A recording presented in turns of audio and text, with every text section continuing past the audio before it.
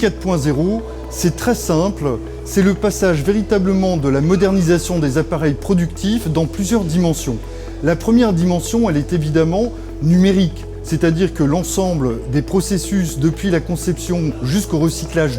du produit se passe maintenant de plus en plus avec, on va dire, une numérisation du processus, une numérisation des pièces qui permet de faire de la 3D, qui permet de faire de l'impression 3D par exemple, c'est ça le processus de numérisation, qui permet d'intégrer la chaîne de valeur d'une entreprise dans sa supply chain au niveau national ou au niveau international, qui permet de suivre un certain nombre d'indicateurs et donc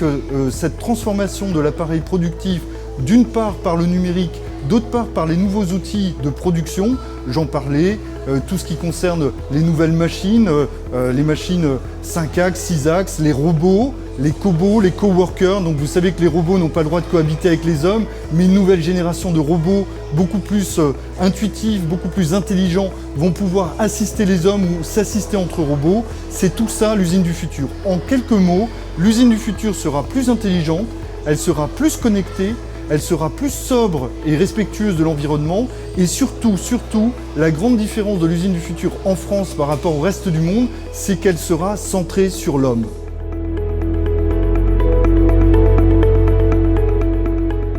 Alors, l'usine du futur, c'est très simple, ce n'est même pas une question de choix ou d'option.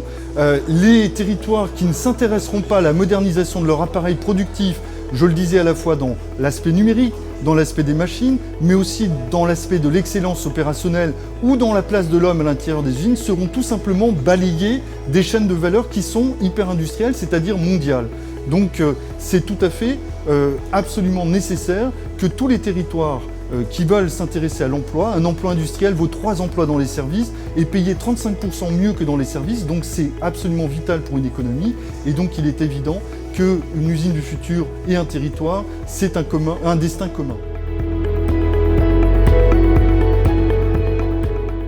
Alors déjà, l'Alsace est une terre industrielle, donc déjà 24 à 26% du produit régional brut est apporté par l'industrie. Le nombre d'emplois est évidemment très important en matière industrielle. La co-innovation ou la co-conception avec nos amis allemands ou nos amis suisses est également très présente. D'autre part, c'est une terre de l'automobile et en particulier dans le sud Alsace, l'automobile est très présente, les sous-traitants sont très présents et donc l'automobile est un des premiers consommateurs de robots, de cobots, de tout ce qui va faire l'usine du futur. Donc l'Alsace est particulièrement concernée par sa nature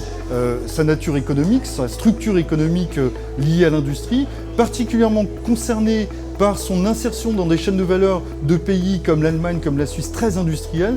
bien sûr concernée par la qualité de sa main-d'œuvre. Quand je disais l'homme au centre de l'usine du futur, c'est les compétences humaines, c'est leur capacité à pouvoir accompagner l'intelligence au sein d'un appareil productif modernisé. L'Alsace est très très bien placée. Et enfin, il faut dans l'usine du futur manier l'agilité et la complexité pour pouvoir gagner des marchés supplémentaires. Et donc là aussi, l'Alsace est une terre d'exportation assez naturelle et donc à ces 4 titres particulièrement concernée par l'usine du futur.